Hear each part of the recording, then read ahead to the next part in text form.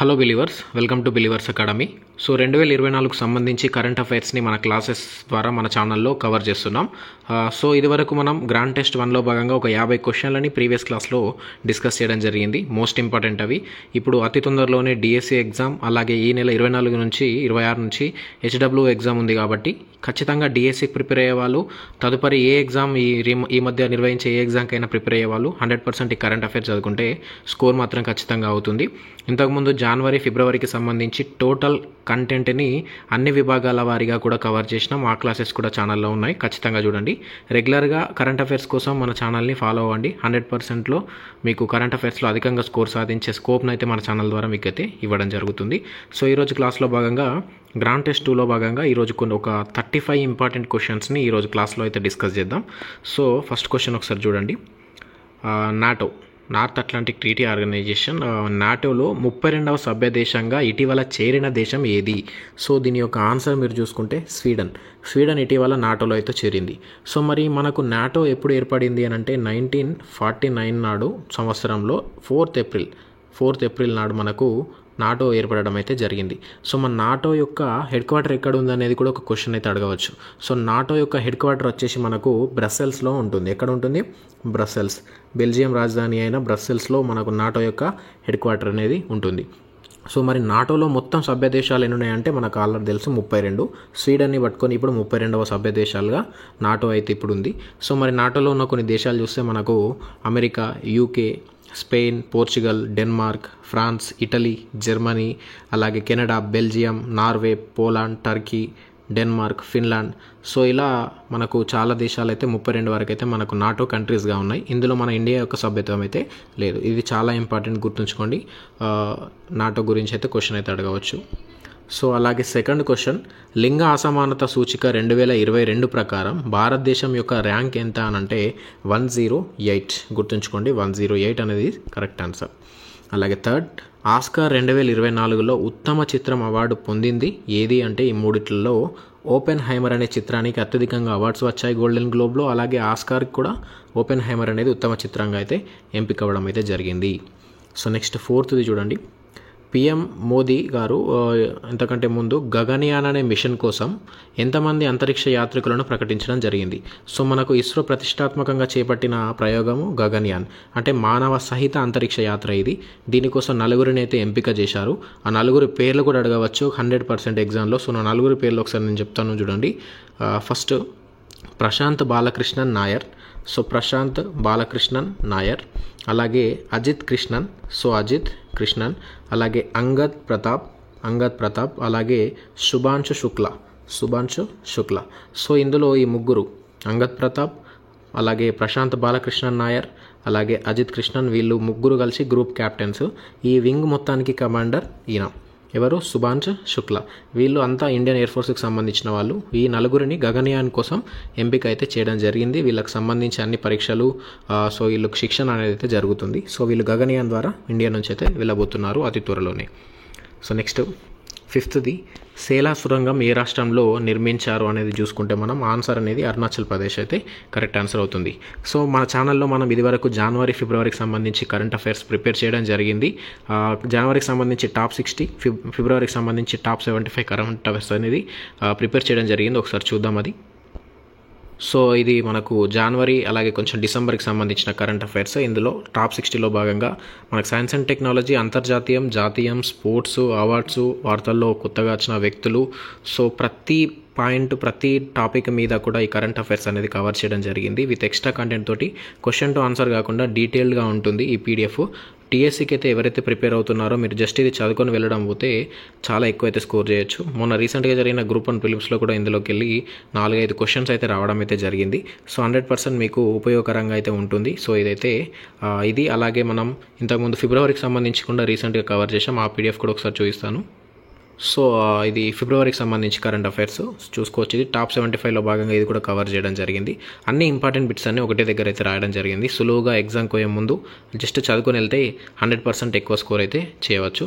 So ఈ PDF, అలాగే ఇంతకుముందు చూపించిన జనవరి పీడిఎఫ్, అలాగే టాప్ మనకు 2023కి సంబంధించి రౌండ్ అప్ మొత్తం కూడా ఒక పీడిఎఫ్ 104 పేజీలతో ఉంది. ఒకసారి చూద్దాం.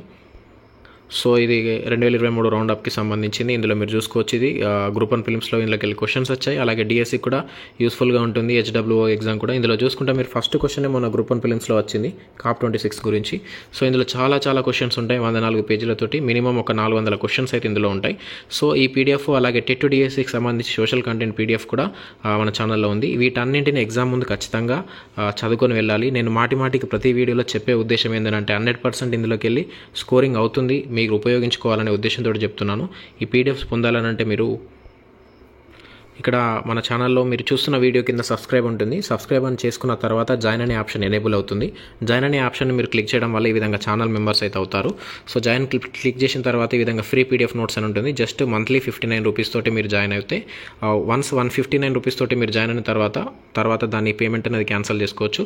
వన్స్ జాయిన్ అయిపోతే ఛానల్ మెంబర్ అయితే అవుతారు. ఆ పీడిఎఫ్స్ అన్ని అయితే మీకు అందించడం అయితే జరుగుతుంది. సో వెంటనే జాయిన్ అవ్వండి. సో క్లాస్లోకి వెళ్దాం. 6th క్వశ్చన్ చూసుకుంటే, భారతదేశంలో మొట్టమొదటి ఏఐ జనరేటెడ్ స్కూల్ టీచర్ రోబోట్ని ప్రవేశపెట్టిన రాష్ట్రం ఏది అని అంటే కేరళ అనేది కరెక్ట్ ఆన్సర్ అయితే అవుతుంది. సో 2023లో కేరళకు సంబంధించి చాలా కరెంట్ అఫైర్స్ ఉంటాయి. నేను కేరళకు సంబంధించినవి కూడా అన్ని కరెంట్ అఫైర్స్ ఒకటే దగ్గర 2023 రౌండప్లో రాశాను. జస్ట్ చదువుకొని వెళ్ళండి, 100% యూస్ఫుల్గా ఉంటుంది. సో ఇది కేరళ ఆన్సర్. అలాగే 7th CBSE Central Board of Secondary Education చైర్పర్సన్గా ఇటీవల ఎవరు నియమితులయ్యారనంటే మనకు ఆన్సర్ ఇందులో రాహుల్ సింగ్ అనే వ్యక్తి నియామకమయ్యాడు, మీరు చూసుకోవచ్చు ఇది. సో అలాగే రాష్ట్రం యొక్క మజిలీ మాస్క్కు ఇటీవల జిఐ ట్యాగ్ లభించింది అని అంటే అస్సాం రాష్ట్రానికి చెందిన మజిలీ మాస్క్కు ఇటీవల జిఐ ట్యాగ్ అయితే లభించింది. సో అస్సాం అనేది కరెక్ట్ ఆన్సర్ అయితే చూసుకోండి. సో నెక్స్ట్ 9th భారత్ యొక్క పారా ఒలింపిక్ కమిటీ నూతన అధ్యక్షురాలుగా ఎవరు నియమితులయ్యారంటే దేవేంద్ర జజారియా అనే వ్యక్తి అయితే ఇటీవల నియామకమయ్యాడు. సో ఇక్కడ పీటీ ఉష పారా ఒలింపిక్ కాదు, just Olympic committee, Indian Olympic కమిటీకి పీటీ ఉష నియమితులయ్యారు. పారా ఒలింపిక్ అని అంటే మనం దేవేంద్ర జజారియా చూసుకోవాలి. సో ఇది 9th. So next 10th Bharat ఏ దేశంతో సీ డిఫెండర్స్ 2024 ఎక్సర్సైజ్ చేసింది. సో ప్రీవియస్ క్లాస్లో నేను చాలా ఎక్సర్సైజ్ గురించి డిస్కస్ చేసిన పీడిఎఫ్లో. సో ఇందులో ఒకటి చూసుకుంటే సీ డిఫెండర్స్ 2024 ఎక్సర్సైజ్ అనేది ఇండియా యూఎస్ఏ తోటైతే చేసింది. సో ఇది చాలా ఇంపార్టెంట్. రీసెంట్గా గ్రూప్ 1 ఫిలిమ్స్లో సదా తన్సిక్ అనేది ఏ దేశాల మధ్య జరిగిన ఎక్సర్సైజ్ అని అడిగాడు, ఇండియా సౌదీ అరేబియాకి సంబంధించి. అది ప్రీవియస్ క్లాస్లో మనం డిస్కస్ చేశాం. So 11th NSG national security guard నూతన డైరెక్టర్ జనరల్గా నియామకమైంది ఎవరు అనంటే ఇందులో option B is correct, Daljit Singh Chaudhary ఇటీవల ఎన్ఎస్జీ నూతన డైరెక్టర్గా నియమితులయ్యారు. సో నెక్స్ట్ 12th భారత్ యొక్క ఎలక్షన్ కమిషనర్గా ఎవరు నియమితులయ్యారు అని అంటే, సో ఇది గ్రూప్ 1 ఫిలిమ్స్లో రీసెంట్గా అడిగిన క్వశ్చన్. సో జ్ఞానేష్ కుమార్, సుఖ్బీర్ సింగ్ సాధు వీళ్ళిద్దరూ నియామకమయ్యారు. సో ఏ అండ్ బి అనేది రెండు కూడా కరెక్ట్ ఆన్సర్ అయితే అవుతుంది. సో నెక్స్ట్ 13 అదితి స్కీమ్ ఎవరు ప్రారంభించారు. సో అదితి స్కీమ్ని ప్రారంభించింది రాజ్నాథ్ సింగ్. సో ఇది ఒకటి క్వశ్చన్. నెక్స్ట్ 14 ప్రపంచ క్షయ దినోత్సవాన్ని ఏ రోజున జరుపుకుంటారు. సో దినోత్సవాలు అడుగుతాడు, దినోత్సవాల యొక్క థీమ్స్ కూడా అడుగుతాడు. 100% నేను మొన్న కవర్ చేసిన జనవరి ఫిబ్రవరిలో వాటి యొక్క మంత్స్లలో ఉన్న ఇంపార్టెంట్ డేట్స్, దాని యొక్క థీమ్స్ కూడా రాయడం జరిగింది, ఒకసారి చూడండి అది. అలాగే 2023 రౌండ్లో కూడా రాయడం అయితే జరిగింది ప్రతి మంత్ది.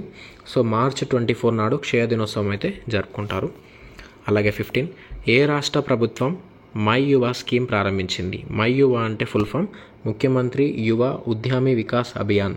దీన్ని ప్రారంభించింది ఉత్తరప్రదేశ్, చూసుకోవాలి. స్కీమ్స్ కూడా ఇంపార్టెంట్ స్టేట్ వైజ్గా. Next 16 UPSC union public service commission డైరెక్టర్గా ఇటీవల నియమితులైంది Hans Mishra. So C is correct. Next 17 PM Shri scheme ఎప్పుడు ప్రారంభమైంది. పిఎం శ్రీ అంటే Pradhan Mantri schools for rising India.